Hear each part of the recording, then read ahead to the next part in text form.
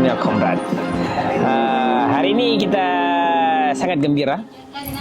Saya ada kawan baru daripada orang KL, orang Kuala Lumpur. Okey, ini dia Kia. Ya, nama aku Kia. Aku berasal dari KL. Ya. Aku baru sampai di Semporna Sabtu hari tu, seminggu lepas. Okay. Ya. Sihatkah? Sihat.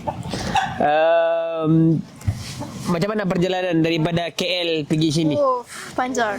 Aku tak sangka selama 3 jam flightnya. Aku ingatkan maybe 1 jam, 2 jam, tapi 3 jam di airport di Kapal. Di kapal, lepas tu 1 jam ke sini naik van. Ya. Panjang lah. Ya, panjang. Macam pergi luar negara kah?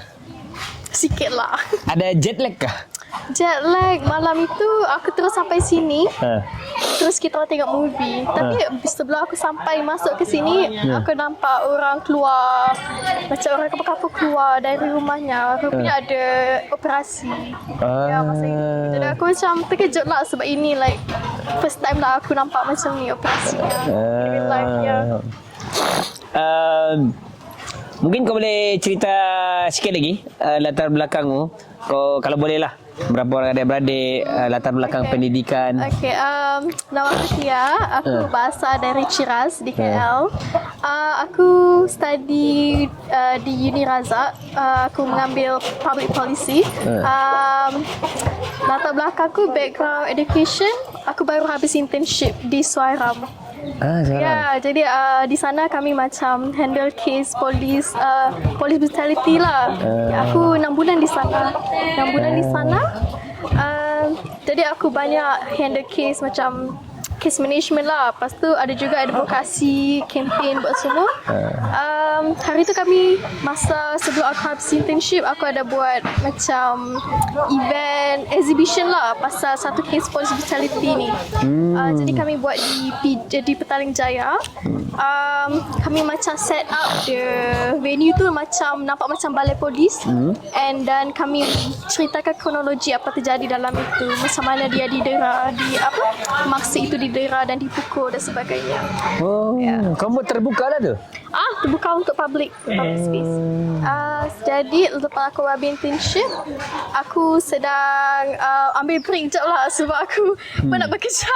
Jadi aku ambil break, aku ambil break, aku bosan duduk di KL tidak buat apa-apa. Jadi aku macam tergerak hati nak datang ke Sabah sebab aku memang mahu melawat Borneo Comrade sejak aku lama dah lah, tapi macam aku busy dengan study, dengan kerja, dengan internship kan, jadi aku tiada masa. Jadi ini satu-satunya peluang yang aku ada lah sebab cuti panjang kan. Ini kan yang bilang Sofia dia mau internship di sini? Iya kak. Ada tak? Aku tak ingat. Aku kenal Borneo Comrade dari Sofia, tapi aku tak ingat aku pernah ke. Tak aku. Sebab ada Sofia kata kawan-kawannya mau internship, cuma macam waktu tu tak tahu, waktu tengah, mungkin waktu-waktu tengah perobohan yang kami tengah chaos apa semuanya. Aku tak tahu yang mana satu. Kau baru internship Suaram selama 3 bulan? 6 bulan. 6 bulan. Wah, lama. Macam mana kau boleh ada hati untuk bergerak? Apa maksudnya terlibatlah dengan kerja-kerja, mungkin dipanggil kemanusiaan, memperjuangkan hak asasi. So banyak pun tempat-tempat internship kan. Kenapa kau pilih Suaram? Sebab dari aku sekolah menengah, aku memang masa tu aku di-expose pasal human rights lah. Tapi pasal itu Tingkatan 6? Tingkatan 5. Tingkatan 4, 5 macam tu lah. Aku di Twitter, aku nampak macam perbincangan human rights, tapi itu Western punya. Jadi aku mengambil masa sedikit lah untuk belajar pasal local punya human rights kan, sebab tak di-expose sangat. Jadi aku banyak lagi membaca, lagi korek, dan aku pergi macam bawa diriku pergi ke tempat yang out of my comfort zone lah, pergi ke volunteer, ke NGO ke, dan protes. Dan masa aku ingat first time aku protes, aku ke protes lawan. Pakai baju hitam, COVID. And time tu, itu first time aku protes. Itu first time aku kena identify dengan polis. Muka aku di apa? Tak. Tapi aku pakai mask lah, tapi boleh nampak lah. Jadi starting dari situ aku cuba untuk tergerak hati lah, macam aku pergi volunteer di sana. Banyak causes lah, pasal migrant issues, pasal climate change pun ada, pasal refugees ada. Ini sangat broad lah bagi aku. Okay, selain Twitter tadi, dalam tingkatan 4, tingkatan 5 tu kau terdedah, adakah dorongan-dorongan lain? Maksudnya daripada ayam tu buat apa? Apa dia? Kompos. Adakah dorongan-dorongan lain? Maksudnya daripada keluarga ataupun kawan-kawan? Dulu aku, bagi keluarga aku keluarga aku macam tidak kisah sangat, tidak bercakap sangat pasal isu ni. Mereka akan cakap pasal politik, macam politik yang Perdana Menteri semua lah, tapi yang bawa-bawa isu kemanusiaan diorang tak sentuh sangat lah. Pasal kawan dulu aku introvert, jadi aku tak banyak sangat kawan dulu. Jadi kami macam borak-borak pasal isu kosong sajalah masa di sekolah high school kan. Tapi semenjak aku belajar pasal human rights ini, aku mencari circle yang baru supaya aku nak macam banyak ni lah influence. Jadi bila aku jumpa macam Sofia, aku jumpa Sofia di Pangsin. Kami pergi gigi sama-sama dengan kawan-kawan yang lain. Jadi dari situ kami macam banyak borak lah pasal isu kemanusiaan. Tahun bila tu dengan Sofia? Tak ingat. Oh, lama sudah dah? Dah, tak lama sangat, dalam 2-3 tahun. Sebelum Sofia pergi sini? Ya, aku rasa macam baru je lah. Jadi sebab aku macam dalam tahun itu aku macam in the years of macam nak cari diri kan. And passion aku memang terdorong di sana lah. Sebab kalau fikir macam kerja di corporate ke, aku tak rasa passion aku di sana lah. Macam mana ada perasaan itu? Sebab menarik juga sebenarnya, macam bila kawan-kawan bermula daripada kita panggil scene underground lah kan. Dan ya maksudnya ada banyak pembelajaran yang di sana bila berjumpa dengan kawan-kawan, bila dengar muzik. Maksudnya macam mana kau boleh ada perasaan mahu buat benda yang lain daripada orang lain. So aku mula terfikir juga, sebab contoh macam muzik lah kan. Semua orang dengar lagu mainstream. Dalam rumah semua orang dengar lagu mainstream. Tiba-tiba, kau sendiri-sendiri mau dengar lagu underground kan. Semua kawan-kawan di kelas semua cerita-cerita benda-benda yang mainstream. Tiba-tiba kita mau cerita-cerita alternatif. Kau rasa apa detik-detik? Aku tak tahu sangat sebab dari umur aku high Siapa school yang bawa kau pergi gig? Aku sendiri yang explore. Okay, macam mana kau boleh explore sebab tu? dulu aku di high school lah, aku memang minat fashion macam God ke semua tu kan. Macam aku memang make up macam ni dari dulu. Tapi aku tak berani sangat untuk mengekspresikan sangat. Jadi aku macam tersimpan lah itu. Tapi dah lama aku membesar, macam umur 19-20 tu kan, aku dah sudah berani macam pakai apa yang aku mahu dan ekspresi ni. And then bila aku belajar lagi pasal fashionnya, dia ada macam ideologi dia sendirilah, macam punk juga kan. Jadi di situ aku explore diri aku bawa diri aku di gig, aku belajar pasal dari ideologi dia orang dan sebagainya. Ya, sebab dari dulu memang dari kecil lah memang aku suka muzik yang alternatif, cuma aku tak faham sangat dulu apa maksudnya, kenapa dia begitu semuanya. Apa detik awal dengar lagu alternatif? Apa? Macam mana tahu dengar lagu? Dari siapa? Tak tahu, tak ingat sangat. Dengar siapa yang sebab kalau nak cakap family aku semua mainstream. Jadi aku selalu saja macam ni dalam family.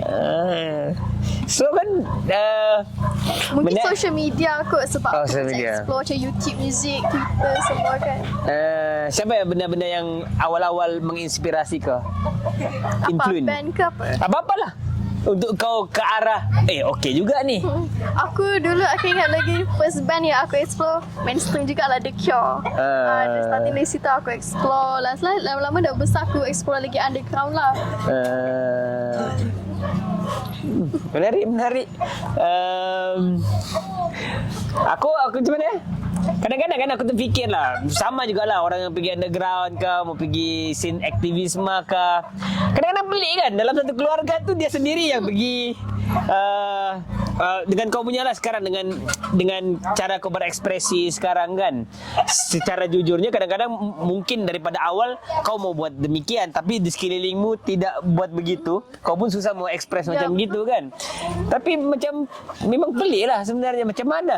Aku selalu fikir kawan-kawan ni lah juga yang mau datang sini, kenapa mau datang sini kan. Sebab orang selalu tanya aku, kenapa aku mau buat benda ni? Aku pun susah mau jawab semua perkataan. Cuma penting juga sebenarnya untuk kita mengetahui apa detik-detik awal, untuk kita bawa orang lain kan, supaya dia pun ada detik-detik mau berfikir dengan cara yang lain daripada apa yang ada di depan matanya lah, macam gitu kan. Okey. Macam mana kau kenal Borneo Comrade? Aku kenal dari Sofia. Sebab Selepas kau pergi sini kan, Sofia? Kau kenal dia? macam mana kita kenal? Tak ingat. Tapi kita kenal dekat scene lah. Aku rasa macam dengan Grim semua kawan-kawan. Mungkin. And volunteer masa banjir tu, ingat tak? Banjir 2021. Oh, banjir. Kamu ni lahir tahun bila ni? Banyak betul pengalaman kamu. Kamu tahun 2000 kan lahir? Orang dah explore. Ya, masa tak banjir tu. Tu first time ke? Macam baru-baru je lah, baru nak kenal.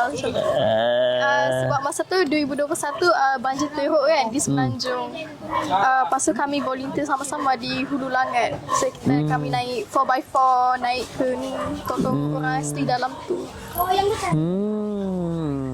Apa pandangan kau tentang stateless sebelum kau datang sini? Sebelum aku datang sini, sebab aku belajar di Semenanjung, that stateless tu ada yang macam jika ibu pergi luar negara dan mengandung ke luar negara, dia tak dapat stateless, dia tak dapat citizenship kan kepada anaknya. Dan di sini aku bukan fikir sama, tapi aku tidak mendalami sangat. Aku fikir stateless ini datang dari keluarga lah, sebab apa? Saya nak cakap sekejap. Tidak mempunyai dokumen daripada mak ayah. Jadi bila diorang tidak ada dokumen, diorang tidak ada akses kepada education dan healthcare dan semuanya. Dan bila mereka tiada apa yang belajar lah, bila mereka tiada akses kepada education, career pekerjaan option tu sangat limited lah bagi diorang. Dan jika mereka diorang senang dieksploitasi, dan bila diorang senang dieksploitasi, mereka tidak dapat report sebab mereka tidak ada warga negara kan, jadi susah nak report kepada pihak kuasa dan sebagainya. Betul, apa pandangan kau setelah kau datang sini? Pandangan aku like on what issue? Apa-apalah. Awal-awal kau jawab dulu. Kenapa kau nak datang? Aku nak datang sebab aku mahu belajar lagi pasal isu ni, sebab aku rasa banyak, sebab Semenanjung je orang yang pandang kisah. So sahabat-sahabat orang macam tak kisah sangat. Jadi aku mahu macam tengoklah apa yang kamu semua hadapi, obstacles, constraints semua. Lepas tu setelah kau sampai sini, apa yang berlaku selama berapa hari ni? 7 hari? 6 hari. 6 hari. Kau datang hari apa? Ahad? Sabtu. Oh ya, ngam-ngam aku dah ada kan? Apa yang terjadi? Apa yang kau lihat? Biasa saja. Banyak benda. First night aku datang, ya ada operasi tu kan. So aku terkejut juga sebab aku ada tengok movie Abang Adik kan. So aku macam, oh my god, shit, this is real life. So macam aku dapat witness that third person punya ni kan. Jadi aku rasa macam orang lari-lari lah waktu tu. Orang macam huru-hara. huru-hara. So aku macam anxious jugalah sebab aku risau keselamatan diorang kan. Dan lagi kalau di students di sini, aku tanya ada kena tangkap ke semua. Dan lepas tu aku ada masuk Bangau-Bangau dan Kampung Halu. Dan aku nampak banyak plastik gam lah. And aku rasa sangat kesian kepada budak-budak, especially budak-budak lah kan, sebab aku faham isu kami ni diorang isap sebab diorang tak ada entertainment. Yeah. Jadi diorang limited entertainment tu, jadi diorang resort to isap gam lah. Dan lagi satu kerana mereka mahu tahan lapar, bagi apa yang aku faham. Dan kat sana infrastruktur macam waste management semua ni sangat teruk lah. And aku rasa bagi orang luar yang tak datang sini lagi, aku rasa perception diorang aku rasa macam diorang ni sebenarnya pengotor, tiada etik sebenarnya. Tapi aku rasa itu bukan salah diorang, itu salah sebab mereka tiada education. Betul. So bila mereka tiada education, diorang tidak belajar macam mana mahu beretika semuanya. And itu lagi satu, kerajaan tidak menyediakan waste management yang okey. So mereka tak boleh expect lah orang-orang di sini nak handle semuanya, sebab itu bukan tanggungjawab mereka. Betul. Anjing kerajaan.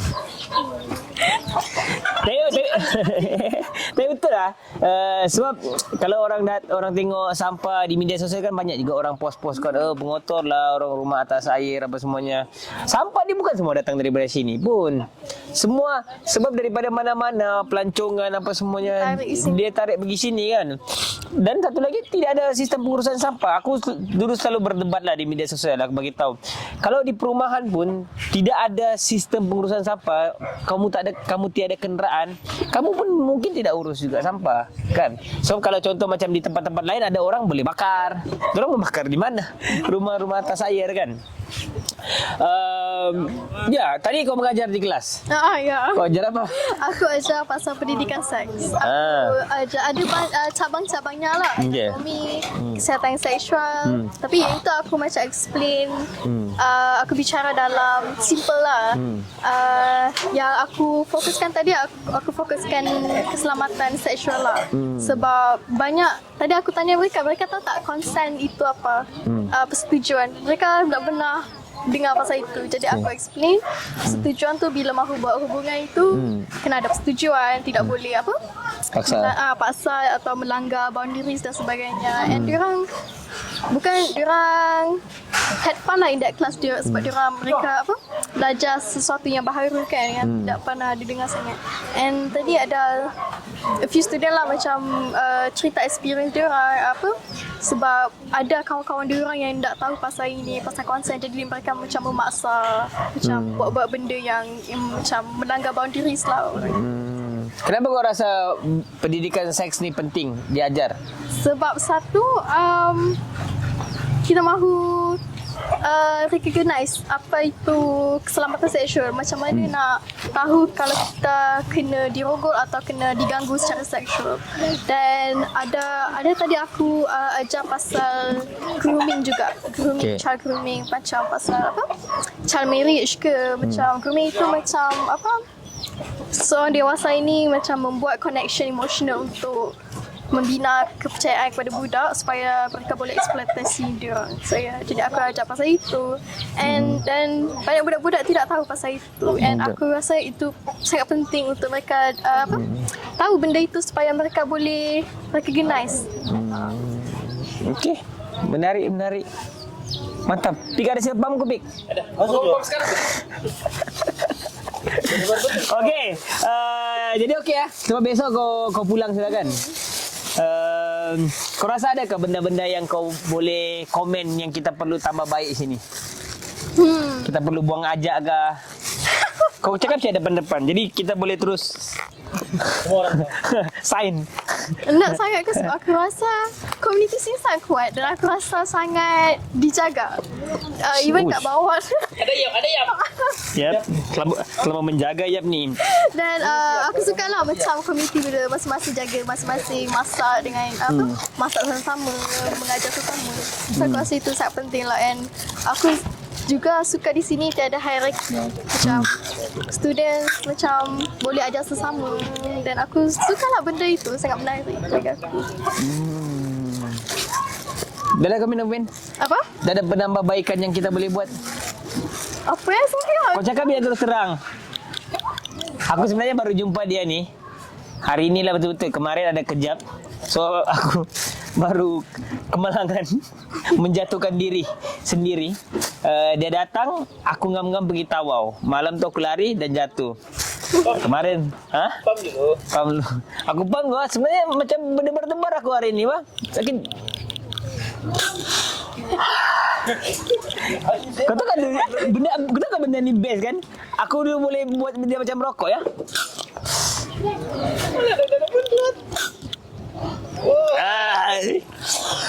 Yang halal. Sebenarnya dia boleh buat 2 kali je. Okey. Okey. Okey, selesai untuk berekomen. Kau nak mau komen-komen? Betul nak mau komen-komen lah. Apa yang kita Apa nak tambah tahu? baik? Apa yang Kau rasa aku cikgu-cikgu rasa- sini kurang ajar betul ke? Aku rasa semua okey je saja. So far lah, so far okey saja. Sebab aku So far so good lah. sebab aku rasa aku enjoy sangat di sini. Oh ya. Jangan pulang. Harap kau datang lagi lah. Okey. Tadi kau cerita banyak pasal fashion. Mungkin kau boleh cerita kenapa kau minat fashion?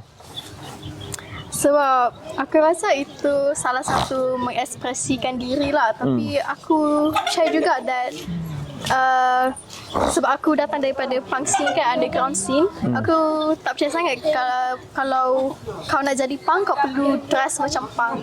Tapi bagi aku suka macam have fun, dressing up, saja nak looking good and all. And aku suka macam mencari cara baharu untuk ekspresi diri, macam fashion, tattoo, piercing. Aku ada piercing di sini tapi aku cabut.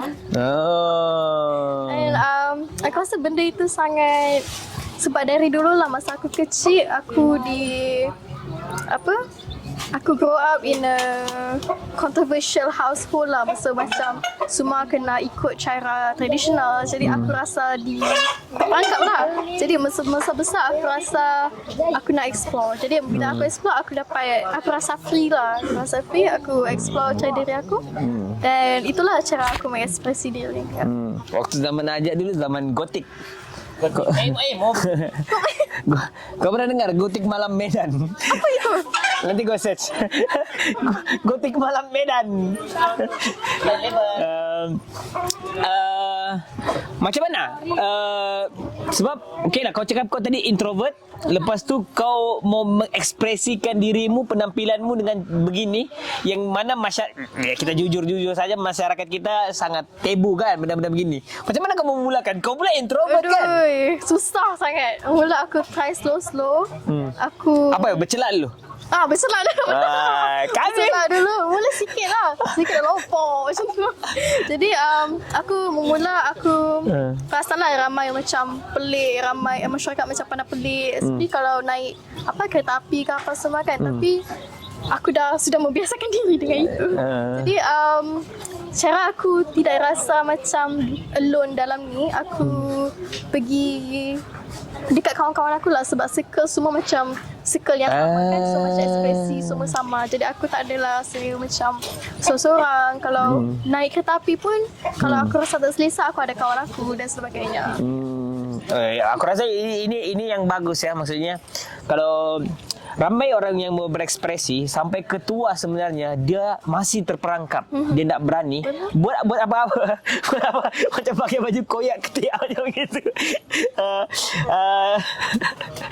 Jadi dia terperangkap. Masalahnya adalah sebab di sekelilingnya tak ada, dia macam apa istilahnya, sistem sokongan kan, support sistemnya tidak ada kan. Jadi kalau cara Kia ni bagus sebab dia pergi ke tempat kawan-kawan yang sama idealisme, sama bentuk ekspresi yang sama. Macam mana penerimaan keluargamu? Ini soalan-soalan televisyen. Mula-mula mereka sangat-sangat marah. Celak pun. Celak, okey, aku start dari makeup dulu. Celak, mereka akan bebel.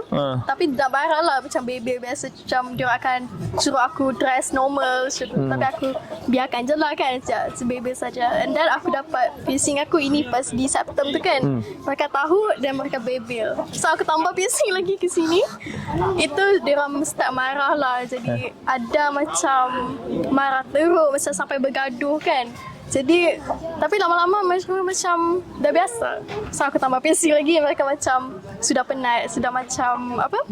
Mereka nampak cara aku ekspresi memang begini. Dia macam bertahun-tahun memang begini. So dia memang dia orang rasa macam inilah memang diri aku. Ini bukan face ke apa ke. Lepas tu bila mereka dapat tahu pasal tattoo itu, surprisingly dia orang okey. Ya, mereka okey. Mereka macam disappointed lah, tapi mereka tidak marah. Okey, apa maksud okey? Maksudnya macam bila mereka dapat tahu tattoo ini, mereka macam betul ke ni? Saya cakap betul. Saya cakap okey. Macam tu. Jadi mereka ada perasaan disappointed itu, tapi mereka tidak marah atau paksa aku jadi version mereka lah. Jadi sebab mereka tahu aku memang macam ni.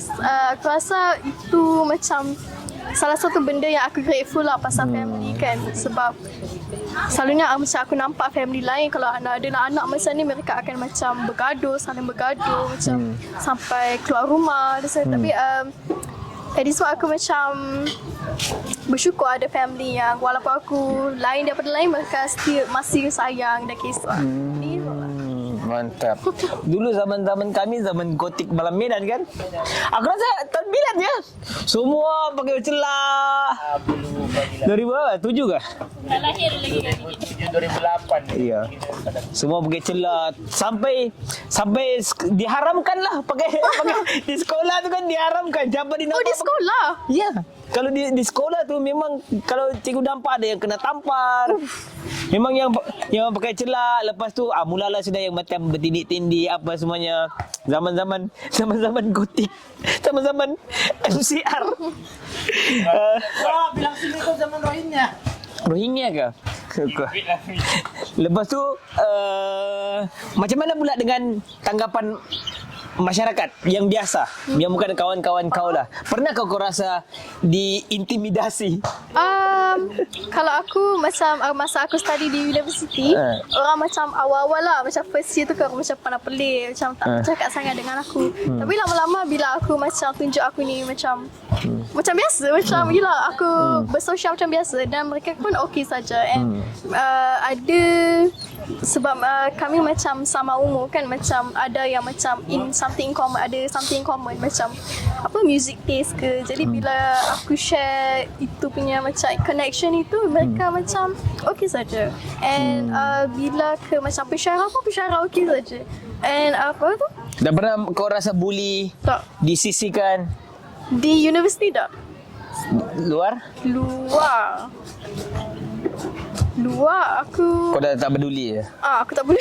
Oh. So aku dah biasa dipandang macam boleh dengar orang berkata pasal aku, tapi aku tak kisah sangat sebab aku rasa macam tak kisahlah, macam itu perspektif dia orang. Dan bagi dia orang mungkin bila nampak aku macam aku ni liar ke apa, aku ni bertanggapan macam aku ni jahat ke apa, tapi aku tak kisah sebab itu perspektif dia orang. Sebab aku tahu diri aku siapa. Dah pernah orang tanya kau minum darah kah? kau tahu zaman kami dulu kan, waktu darjah situ scene metal naik. Scene metal naik, dan memang yang betul-betul lah yang kalau macam geek metal tu kan memang yang minum darah apa semuanya. Jadi siapa yang pakai celah apa semuanya, semua dia orang takut tu bukan takut gara-gara kita liar ke nakal. Dia sampai tahap kita dipikir minum darah kan saja. Bawa kambing. Adalah orang macam tanya aku ada buat santau ke semua itu. Tapi sebab benda tu biasa. Aku memang nampak macam dukun sometimes. Sebab di Semenanjung aku banyak kebaya, dan aku suka pakai kebaya. Cuma kat sini panas sebab jadi aku tak pakai. Dan bila aku pergi gig aku pakai kebaya, mereka akan macam joking around lah. Kau boleh buat santau tau macam tu gitu. Dan aku macam dah biasa lah macam itu. Oh, kau nak marah lah? Dah. Kau nak rasa dibuli? Di gig ke? Di mana-mana dah? Sebab di gig itu macam circle of friends kan. Jadi aku macam dah biasa lah dengan mereka punya joking. Tapi di luar aku tak dapat sangat tak bersosial sangat lah di luar macam dengan orang yang tak kenal ke. Mungkin sebab mereka takut dengan aku. Nampak takut. Ya. Akan ada berapa minit lagi tak? Pak ada. 10 minit lagi lebih kurang. Okay. Menarik ya sebenarnya. So aku pun banyak kawan-kawan yang bertatu kan. Cuma kalau Sabah ni, kawan-kawan yang banyak bertatu, satu ialah kita hidup dalam dunia patriarki kan. Kalau lelaki tu lebih tank. lebih maksudnya Macho lah. dimarah juga, tetapi lebih boleh diterima. Ya, Kan. ya. Jadi kalau dan satu lagi mungkin di sini pun ramai yang Kristian apa semuanya kan, pangkas-pangkasnya. Kalau perempuan tu aku tidak tahulah, hidup dalam dunia patriarki ni susah. sudah perempuan dress up yang tidak alternatif yang tidak selari dengan pemikiran masyarakat, bertatu lagi. Kau ada cadangan mau tambah tatu lagi ke? Ada, tapi sekarang macam aku nak save up lah sebab di KL tatu mahal. Yang ini aku dapat 400 lah. Jadi, yang ni besar ini 400. Jadi kat sana di KL 400 kira murah lah untuk sebesar ini. Pakai tatu Borneo lah. Motif Borneo. Ini lambang apa? Apa ni? Sepultura? Ini rama-rama. Sebab Rama-rama. aku rama-rama. Yang ini macam design je lah, tak ada masa saya pun. Tapi di belakang dia macam like di belakang ini macam sebab aku ada daerah Indonesia, jadi aku mahu macam ini bermaksud sikit lah. Dia macam ada tulisan Sanskrit macam ia bukan tulisan Sanskrit tapi macam inspired by Sanskrit lah. Jadi aku mau design gitu. Ajak mau bertatu ajak. Ada sini. Ajak takut mamak marah. Tatu BCG. Orang Sabah ada dua. Okey, macam mana? Kalau pernahkah macam ada anak mungkin lebih junior ke ataupun bukannya inilah kawan-kawan juga yang tapi lebih muda, dia pun mau berekspresi dengan kau. Pernahkah ada orang minta pandangan kau? Macam Sofia lebih muda tapi dia tanya kau. Dia pun mau tapi dia takut. Pernah? Adalah segelintir saja. Ada yang berjaya ke keluar daripada perasaan tu? Sebab aku introvert, jadi aku punya circle kan semua sudah keluar dirinya. Jadi aku tak ada kawan yang tak ada kawan sangat yang macam baru nak keluar lah. Tapi aku ada je lah nampak macam di gig ke di mana ke macam orang mahu berekspresi tapi macam masih tertutup sikit ke apa kan. Jadi sebab aku introvert, jadi aku sometimes bila orang datang sama aku je aku akan bersosial balik. Tapi aku tak akan tegur the first time lah. So kalau kami kan ialah kalau orang mau jadi aktivis kan dia datang macam mana mak dia tak kasih, keluarga dia tak terima, kawan-kawan dia selalu tak sokong kan. Aku pun mau tahu juga kan macam mana orang-orang yang macam kamu ni yang mau berekspresi macam kamu, dia pun tak tahu macam mana. Adakah dia jumpa orang lepas tu dia tanya macam mana cara-cara untuk tidak kena marah. Masa aku di internship aku susah sikit lah nak bersosial sebab aku introvert kan, dan aku kena handle case. Jadi aku kena datang sini sana, berbual sana sini. Tapi lama-lama aku sudah adapt lah kepada ini, dan aku rasa macam introvert tu masih introvert, tapi bila datang ke kerja aku macam sebab dia benda tu gunakan passion aku. So jadi bila dah passionate aku akan bersosial saja, aku akan teruskan kerja. Dan kalau di gig ke apa, macam kalau orang datang ke aku ke minta pertolongan ke aku, okey saja. Cuma aku just malu lah nak datang tiba-tiba cakap hi ke apa ke. Tapi kalau berborak, diorang datang berborak kosong aku okey saja. Macam bukanlah pelik kan, tapi sebenarnya aku ramai saya jumpa kawan-kawan introvert tapi cara dia berekspresi tu memang yang mungkin orang rasa lah kan, introvert tiba-tiba ekspresinya macam begini kan. Sebab mau tidak mau kalau kau introvert kau semakin mau menyembunyikan dirimu bahkan. Tapi kita tak boleh menolak juga setiap orang ada bentuk perasaan yang dia mau timbulkan. Introvertnya dia tidak terlalu mau berkomunikasi mungkin ya, tapi ekspresinya masing-masing lah kan. Okey, soalan terakhir untuk kau. Mungkin boleh pertama, mungkin kau boleh bagi tahu dengan kawan-kawan di luar sana yang mungkin ada keterbatasan lah, masih mau berekspresi tapi dia tidak berani. Apa yang kau boleh sampaikan? Yang kedua, yang terakhir adalah apa harapan kau untuk masyarakat stateless? Okay. First, kebatasan Yeah. Sana nak overcome that lah. Ya. So Dia beramai bergantung. sampai orang kan sampai depres pun ada kan? Ya betul. Ha. Dia bergantung kepada individu jugalah sebab individu lain-lain, batas yang lain kan Ya. macam keluarga, masyarakat, kawan-kawan. Ya. Jadi bagi aku kalau bagi aku lah experience aku overcome benda itu, aku datang kepada circle yang sama otak, sama kepala. Macam sama apa? Kita share sama principle, share sama apa tu? Benda yang sama lah, banyak things in common. Lagi-lagi kalau kamu mahu ekspresikan diri. Jadi when it comes to family tu, aku tak boleh komen sangat sebab lain-lain family aku sebab aku faham keluarga Muslim lah, especially mereka akan susah menerima kan, sebab mereka mahu anak-anak diorang jadi macam tradisional dan sebagainya. Jadi banyak orang yang termasuk kawan aku lah, ada segelintir mereka akan macam sembunyikan diri diorang akan mengekspresi di luar, tapi bila mahu balik rumah tu mereka akan pakai yang lain. Aku dulu juga macam gitu, tapi aku macam lama-lama aku start tunjuk, slow lah aku start tunjuk kepada family aku, dan family aku jenis yang macam jika aku selamat mereka okey saja. Yang penting aku selamat gitu. Second question apa tadi? Tentang apa harapan kau untuk masyarakat stateless? Untuk government ke Untuk semua. Aduh. Aku harap mereka dapat sana cakap jap.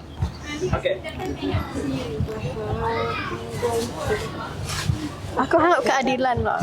And aku macam, sebab aku dapat tahu mereka senang dieksploitasi dan mereka ada gaji macam 400-500 sebulan dan mereka tidak boleh report itu. Aku rasa macam susah lah macam itu. And aku harap ramai orang akan fokus kepada isu ini juga selain isu di Semenanjung. Sebab isu ini isu Malaysia juga. Dia tidak spirit ke apa. Dia still Malaysia. And tapi ramai orang macam masih fokus dekat Semenanjung saja. Dan aku harap ramai akan macam contribute banyaklah kepada Borneo Comrade dan sains lainnya. Dan aku harap students di sini, aku berdoa sangat mereka selamat daripada penguatkuasa dan daripada kesusahan mereka di sini. And apa lagi? And aku harap diorang dapat belajar sepenuhnya lah. I mean, observe of what they can lah, sebab pendidikan bagi diorang nak, tapi diorang tak ada, diorang susah nak dapat benda tu. Jadi aku tahu student sini sangat-sangat menghargai peluang ini, peluang yang Borneo Comrade bagi kepada mereka untuk belajar. Ya. Terima kasih banyak Kia. Menarik ya sebenarnya. Aku sukalah orang macam kamu ni datang sini supaya mereka melihat cara berekspresi yang lain kan. Sebab boleh jadi aku selalu fikir macam gini. Kalau dalam dunia patriarki, perempuan tu ditindas 2 kali lipat, kita panggil kan. Kalau lelaki ditindas, perempuan tu 2 kali lipat. Macam mana kalau dia perempuan dan dia anak stateless? Berkali-kali lipat dia kena tindas. Bayangkan kalau dia bila dia stateless, dia memang tak diterima masyarakat sebab dia dituduh PTI, dituduh ini dan sebagainya. Macam mana dia mau berekspresi macam kau berekspresi? Itu lagi susah, akan dituduh kau tu miskin, lebih baik kau fokus ini. Sebagai macam perempuan di Semenanjung yang ada privilege di Semenanjung, walaupun aku ada privilege, amat susah untuk ekspresi diri, dan aku tak dapat imagine macam mana susahnya sebagai stateless yang mahu ekspresikan diri. Mantap. Aku harap Kia boleh datang sini. Aku minta maaf sebab beberapa hari ini tidak dapat berbual. Dan terima kasih doanya ya. Sedih pula kan bila ada doa supaya Mau nak mau pelajar-pelajar sudah besar kan, nanti dia keluar dan kerja. Bila-bila masa siapa-siapa ni boleh pergi kerja. Diorang ni cuma ada ruang untuk belajar, bila-bila masa boleh kerja. Macam kita ni menghadapi pelajar kena tangkap berterusan. Minggu lepas ada lagi pelajar kena tangkap. Yang di kedai emas tu Kedai emas. Jadi bulan lepas ada lagi. Jadi macam bila inilah yang kadang-kadang yang bikin macam mana ya? Bikin ngilu lah di Borneo Comrade. Sebab bekas-bekas kita tahu. Sebab sebelum ni terjadi Syed, tapi kita tak kenal. Sekarang ni dia jadi bekas belajar kita. lagi macam personal. Ya, jadi ya ada apa namanya perkaitan emosional apa Pas mereka kena tangkap tu apa prosesnya? Mereka still di tahanan ke? Yang satu sebab dia cuma ada surat bajau laut tu, lepa dipanggil. Di penjara lah sekarang. Penjara kan lock up? Penjara. Lock up immigration beberapa hari, lepas tu penjara. Selama berapa tahun? 6 bulan. Lepas tu akan dihantar pergi pusat tahanan sementara, deportasi. Itu tidak ada tempoh. Boleh jadi 6 bulan, 12 bulan, setahun, 2 tahun. Itu lagi ngeri. Banyak orang cakap sakit tu di penjara. Sebenarnya tidak. Yang sakit tu adalah di pusat tahanan sementara, deportasi tu. Jadi lepas pusat tahanan itu memang tak tahu lah. Yang itu susah sebab anak-anak yang tidak ada kewarganegaraan ni, bila kedutaan Filipina datang, konsul Filipina datang, mereka perlu mengesahkan ini adalah anak Filipina. Tapi ketika mereka tidak ada nama di Filipina, mereka bukan warga negara Filipina, jadi Filipina pun tidak mau mengaku. Jadi dia kena datang berkali-kali sehingga pihak Immigration Malaysia membuat surat semacam surat ayuan untuk memperakui kerana orang ini barulah boleh dibawa keluar. Selagi dia nak diperakui, selagi itu dia duduk di situ. Jika kalau Filipina tu dah perakui, mereka dihantar ke Filipina ke? Dia ke Filipina. Seorang-seorang? Ya. Dihantarlah, maksudnya rombongan dia lah. Kalau budak-budak pun sepatutnya budak-budak tak boleh ditangkap, sepatutnya. Tapi yalah, kebanyakan yang besar-besar ni umur 18 tahun ke atas kan, dihantarlah. Biar kalau tidak ada keluarga di sana, dihantar. Itu yang sadisnya lah.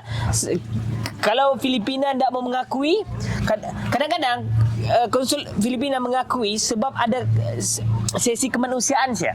Daripada orang tu di situ, diakui sajalah warga Filipina, dia pun keluar. Itulah yang terjadi. Okey, jangan terlalu stres, besok balik bergembiralah. Semoga kita berjumpa lagi. Terima kasih banyak Kia. Mantap. thank you. Terima kasih.